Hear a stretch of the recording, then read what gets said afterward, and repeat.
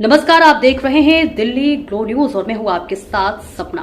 चलिए रुक कर लेते हैं आज की बड़ी खबरों की ओर।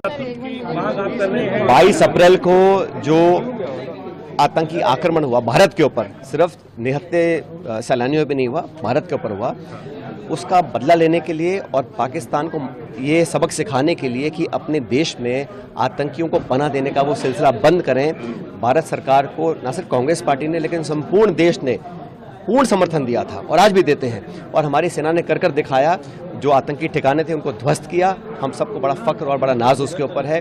और पाकिस्तान ने जो बमबारी करी है सीज फायर होने के बाद, वो चिंता का विषय है। और जो सीज फायर की घोषणा अमेरिका के माध्यम से हो रही है, कश्मीर पर चर्चा की बात वो करते हैं न्यूट्रल साइट पर, ये आज तक 70 सालों में कभी भी ऐसा हुआ नहीं है। तो हम चाहते सरकार अपना मत स्पष्ट करे कि द्विपक्षीय अगर मामला चल रहा है, हमारी सेना को छूट दी है सरकार ने एक्शन लेने के लिए और हम लोग ले भी रहे हैं, उसके बाद अगर सीज फायर की बात भी होती है तो वो अमेरिका के माध्यम से क्यों हो रही है। और हमारी फॉरेन पॉलिसी बड़ी स्पष्ट है, चाहे सरकार किसी दल की रही हो। हमने हमेशा कहा है कि पीओके जो है, पाकिस्तान ऑक्युपाइड कश्मीर है, भारत का हिस्सा है, उस पर कोई कॉम्प्रोमाइज़ नहीं हो सकता।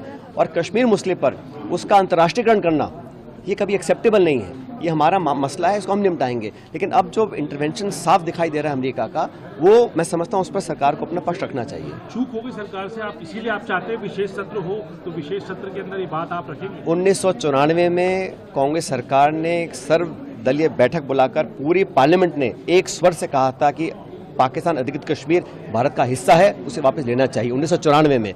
और उस स्टैंड पर कोई चेंज नहीं है, आज भी नहीं है। लेकिन जिस प्रकार की चर्चाएं हो रही हैं पिछले 24 घंटे में, और हम तो चाहते हैं कि जो भारत की एकजुटता है, भारत में सभी दलों ने मिलकर सरकार का समर्थन किया पाकिस्तान और आतंकवाद के खिलाफ, वो समर्थन दुनिया को दिखे, 200 मुल्क दुनिया के देखें कि भारत एकजुट है।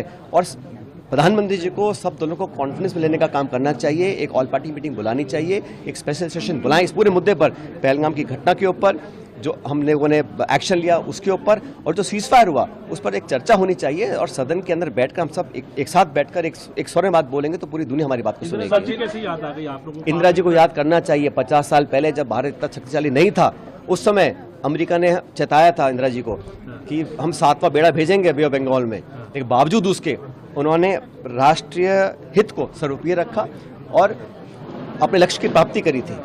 और भारत ने कभी आक्रमण नहीं किया, भारत ने कभी एग्रेशन नहीं किया, भारत ने कभी जमीन हड़पने का काम नहीं किया। लेकिन भारत की जो संप्रभुता और एकता पर अगर चैलेंज आता है तो भारत को उस जुबान में जवाब देना भी आता है।